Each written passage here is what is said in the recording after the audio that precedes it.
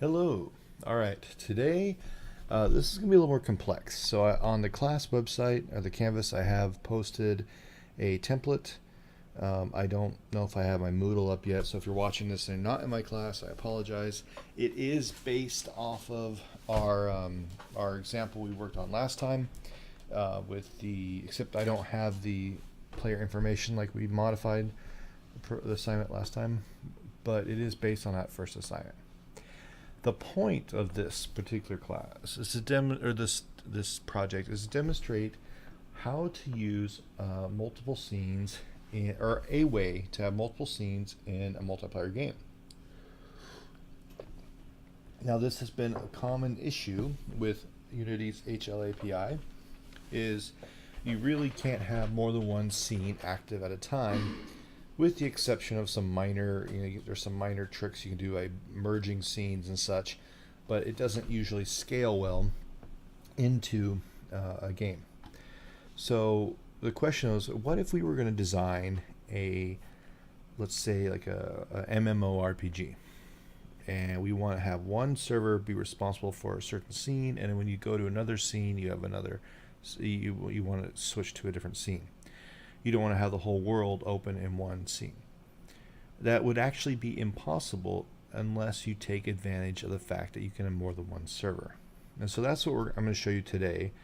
And it's not that this is you're not necessarily going to have to use this for every game you make. Again, it's for a very specific situation where you want a single server with multiple players connecting, but you want to have multiple scenes. So you're going to have to kind of take advantage of having different servers. So, like all my other examples, this will be incomplete as far as being a full game. However, I believe you will find it interesting, and you can take advantage of this approach to handle multiple scenes or possibly multiple games, as I'll show you a little bit later. So, first things first, we're going to make a new scene. I just threw some cubes in. I don't even think they're at the right level, so they're not even obstacles. I just threw some cubes in. And then we're going to have a door object. We'll come back to what this door object is in a moment. And we're going to save it as online scene 2. And on build settings, we're going to make sure that we have the build online scene 2 or online 2 set up in our build settings. I'm going to make sure that happens. Remember, we're going to simulate, or going to pretend, I suppose, not really simulate, that this server will be running at a global address. So everyone who connects will automatically connect to this server, or at least in a region or something. So we're going to be kind of using the MMORPG or approach, and not the peer-to-peer approach for WAN networking. So what we're going to do is we're going to actually make our own, if I go back to offline scene, we're going to make our own network manager. Now, I mislabeled my script. I called it network player. I apologize. This is not the network player. This is the network manager. I apologize. This was not named correctly. So we're going to go into our script here.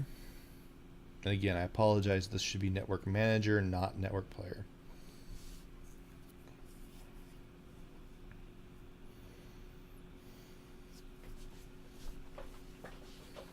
And what we're going to do is we're going to take advantage of the fact that we have the option of setting a port number.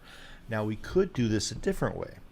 We could actually run this on 2 separate machines, have the same port number, but just a different, instead of changing network port, we change network address. So we could actually run our game on a distributed set of servers. It doesn't have to be inside one server like I'm doing. But this is easiest to test on. So the first thing we're going to do is a little bit different. We're going to include Unity Network Engine Unity Engine.networking, and then we're going to extend Network Manager. This is going to give us all the functionality that Network Manager has, and we don't have to worry about anything else at the moment. We are going to have to worry about one more little. Actually, we don't have to worry about that. Yeah, we should be good. So if we go down here, the other thing to do is like we did last time where we had player information, I could now put the player information in the network manager itself.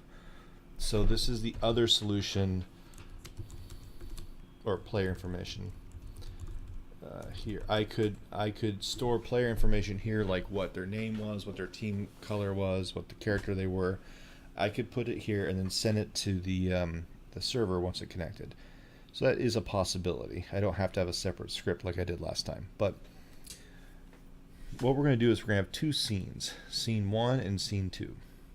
And I'm just going to call them scene 1 name, scene 2 name. And this is going to be the scenes we load depending on which server we connect to. So the first thing we have to do is we have to create the host buttons. So if you remember, if we look back up over here real quick on my canvas, I don't know why you can't see this right now. There we go. I have start server A, start server room B, and then start client. So we're going to have a start server situation. We're not going to have a start host. So we're going to start dedicated servers in this case.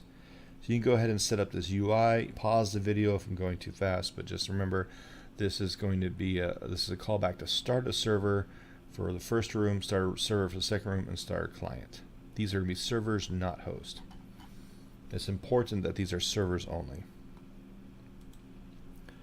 So start S1, we're going to set the transform game object to false, which I'll explain what's happening here. I believe I have one of my children on the Unity is not working. That's why this is not being the menu is not going away. But we'll look at this in a minute. And then we have online scene, and we're going to say scene 1 name because this is the scene we want to load. So the online scene, remember, is a built-in variable from the network manager. So we're just setting it to the current to the scene we want to load. And we're going to say our network port is going to be 7777, which is the default. Then we're going to start the server. So you can hook up start server room A to this function in your UI. Now start server room B is going to hook up to this function, and it's going to be similar, except we have to do two things. One, we're going to have a different scene, so scene 2 name, and then we're going to have a network port be 7778. The reason I'm changing the port is because I'm running on the same machine. You can't have you can't have two servers on the same machine running the same port. It won't work. That's just a TCP/IP limitation. Now again, if I had a different machine, if I was running this on a different machine, I could say something like, instead of having the port numbers like I do down here, I could say,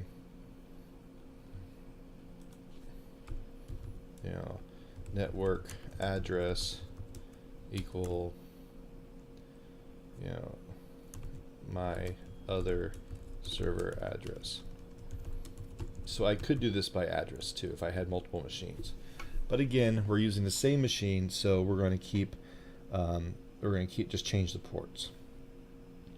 And then we're going to start the server. So now once you do this, in order to make this project work, I have to run the executable twice. First time click on start server 1 or start host, and then click on start server 2, and then I can start a client. So to run this, I basically need a server for every scene that I'm going to have in my game. If I hit start client, I'm going to just set the network port to 7777. This is starting it, so it's automatically going to connect to this server. Then I'm going to go ahead and start the client. If I hit a function go to 2, I'm going to stop the client, which disconnects you from the server, and then I start coroutine go to room 2, which we'll talk about in a moment. And likewise, if I go to room 1, I stop the client, and then I zone me to room 1. We'll talk about this in a minute, what's happening here. So one thing, we'll come back to this in a minute. We don't have to deal with this just yet.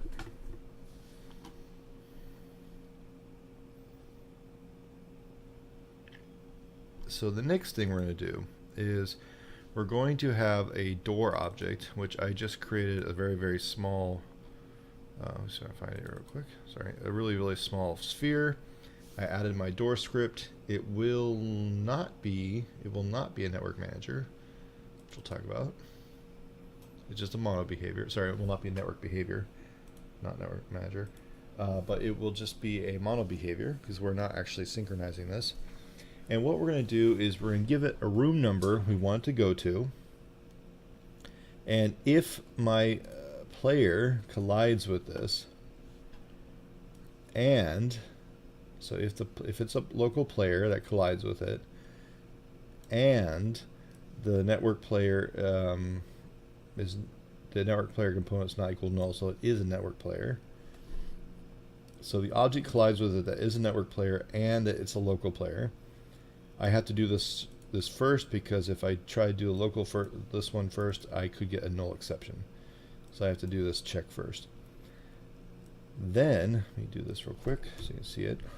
I'm going to say if room's equal to 0, and then remember this is kind of a toggle, or this is going to be set from the editor, saying what room I'm going to go to. So if it means I'm currently in the first room, then I'm going to go to the second room. So I find my network player and I call that function go to 2. Else I find network manager and say go to 1. Obviously I could put this in a switch statement and scale the door code to handle basically all the different scenes I have in my game. So I can have more than 2 scenes if I wanted to. And I could also handle this that if, like on start, and if I could set something in the player script that set the player at a specific position, if I needed to. Or actually, you'll see the only thing that survives is the network manager. So we could set something in the network manager saying what position to go to, if you wanted to. So that's what the door code is going to be. And we're going to reuse this door code for both the first room and second room. So if I go back to network player, or this is a network manager, I apologize. We are going to then have to, we're going to again call stop client, which disconnects us from the server, and basically we're going to reconnect by starting a coroutine. I have to start a coroutine because I have to wait for this to disconnect. If I don't wait right here, then this will not work. I will not be able to reconnect. So I have to stop the client, start the coroutine, wait for a second. I could probably do this a little bit slower, but let's have a second just to test it out. And then I say, and it says I'm passing in which room I want to go to. And so if r equals 1, I set the network port to be for the first room, and I start the client. So I'm basically reconnecting to the first room. Otherwise, I'm setting the port to the second one, and I'm reconnecting to the client there.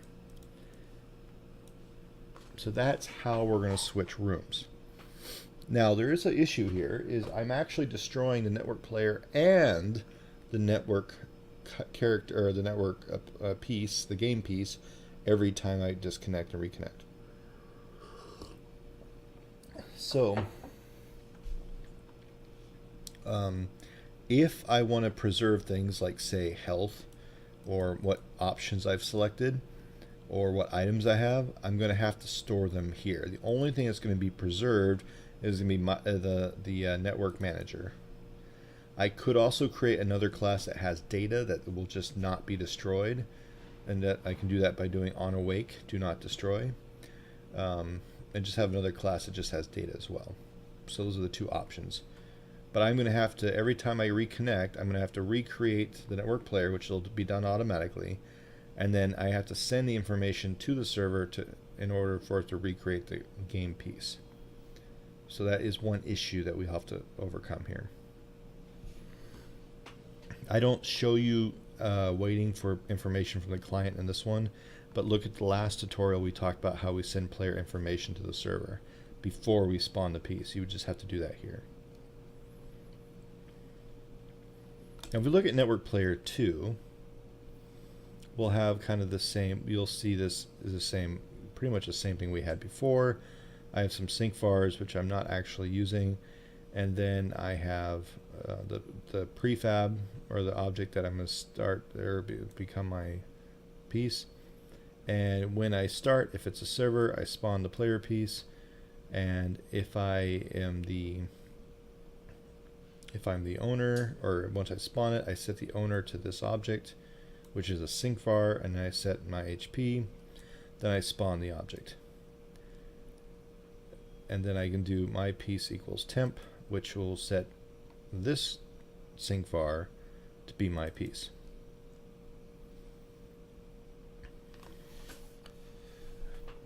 Now this can be a little bit of a problem. We'll talk about game piece controller. I think we already mentioned this. It's better to have the game piece controller have a pointer back to the network player than just rely on the network player's pointer to the game piece, because sometimes this can be out of sync. It doesn't always. Usually it works, but sometimes an issue can arise. And then we have the move, which is, again, we talked about a callback from the game piece that will then call to the server, which will then, on the server side, call the game piece to move. So so everything here is pretty much the same. In fact, I think it might be exactly the same. If we go to game piece controller, I think we have to add one little thing. I believe we had to add.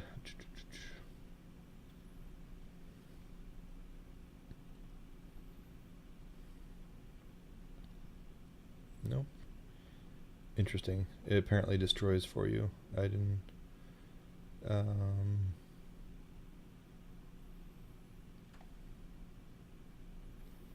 So here I get network player 2, my rigid body, start coroutine slow update. This is where I move my object, and then, yes, I don't have anything new here. This should be exactly the same as well. There should be a place where I disconnect. I have to destroy the game piece.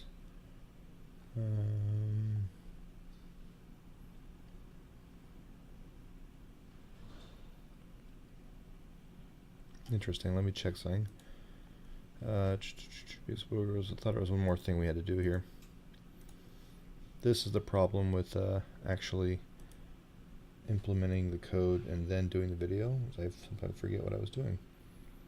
But player, what am I using for my? Make sure I'm using the right. Oh, I'm using my network player.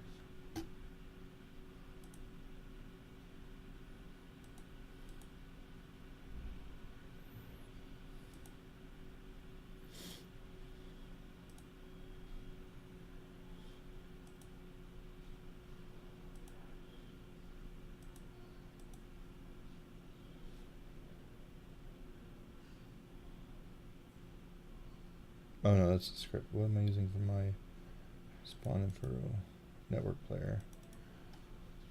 Okay, so I'm using network player, and what I'm using the old network player script. Okay.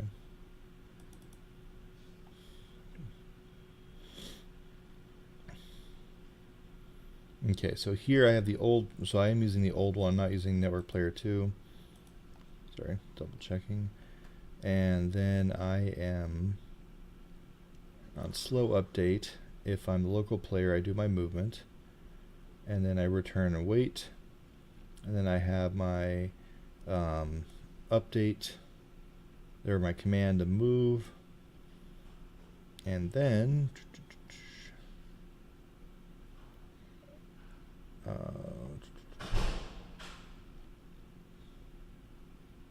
I had set the camera to follow me.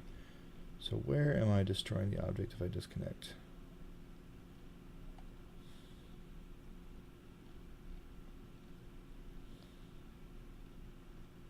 Maybe I'm not. I thought I was.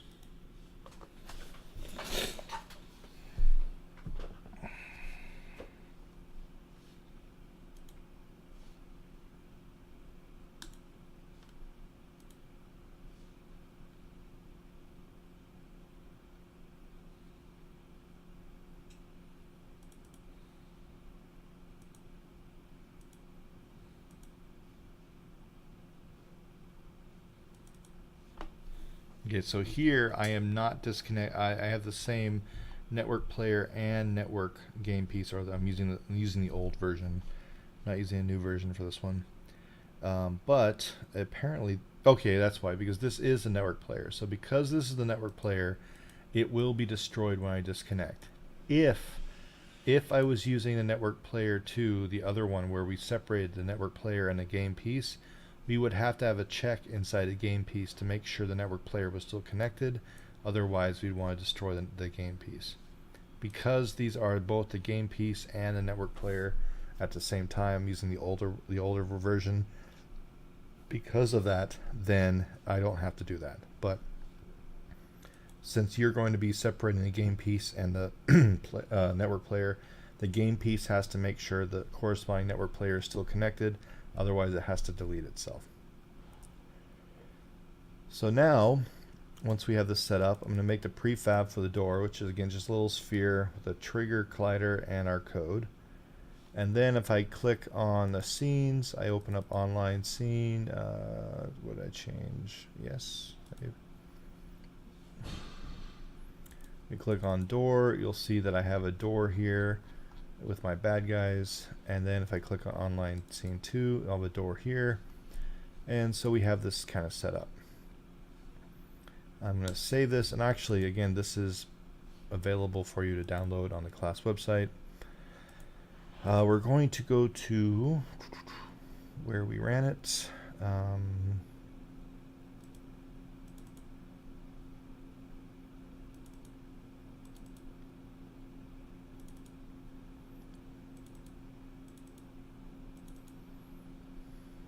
And again, I have to run 2 servers, which will be standalone first. Now, there are other ways to doing this. I'm going to show you if I get a chance to run on Linux. You can run this on Linux. If I start server room A, start server room B. So there, now we have this both set up. Now I can start as a client. Oh, it's been the right scene.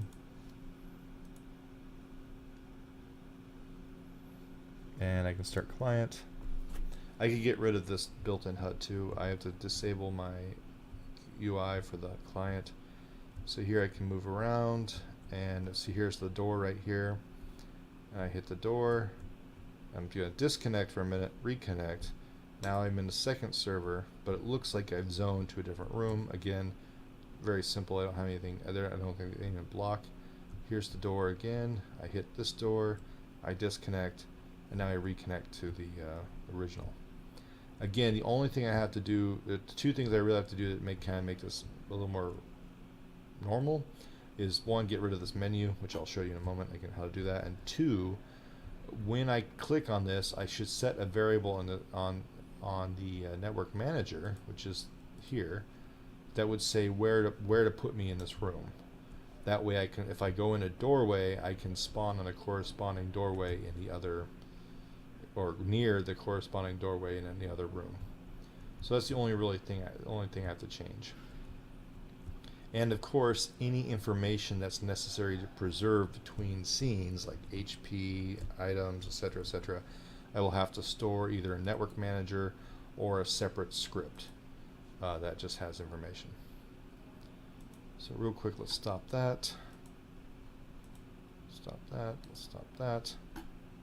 Clear that.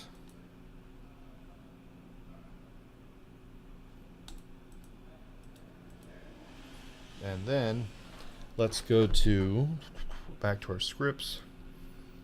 And on the network player, if I connect as a client, I want to remove, well, that should, I don't know why it's not working.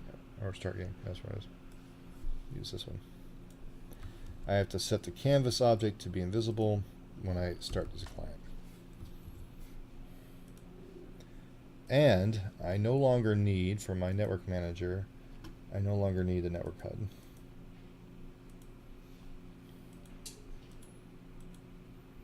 So the only thing I don't have right now is I don't have a way to quit the game. So one thing I would have to add.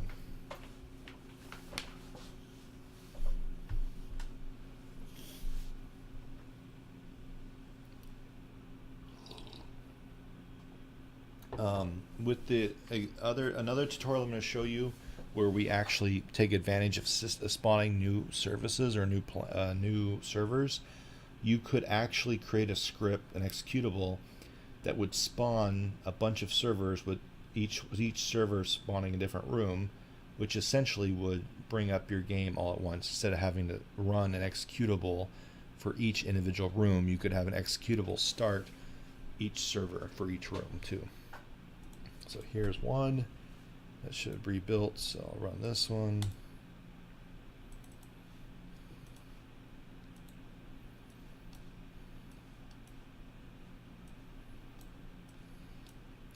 Start A, start B, and there is a way to do it headless if you're in Linux. Headless means there's no UI, there's no graphics, so it just completely bypasses the graphic pipeline. Start client. See, now the fake or the old HUD's gone, my menu's gone, and now I can move around freely. Here's the little doorway. I hit that, I reconnect. I should be able to use one of the callbacks for disconnect, on client disconnect. I was having a little bit of a problem with it, but you should be able to use that disconnect, and then when that triggers, maybe wait a couple seconds and then run the reconnect. So it'd be a little, you don't have to wait 1 second. Here's the doorway again. Click that, disconnect, reconnect. Now I'm in a different scene. So that's a very, very simple proof of concept of how you would handle moving from one scene to another by taking advantage of multiple servers. Until next time, cheers.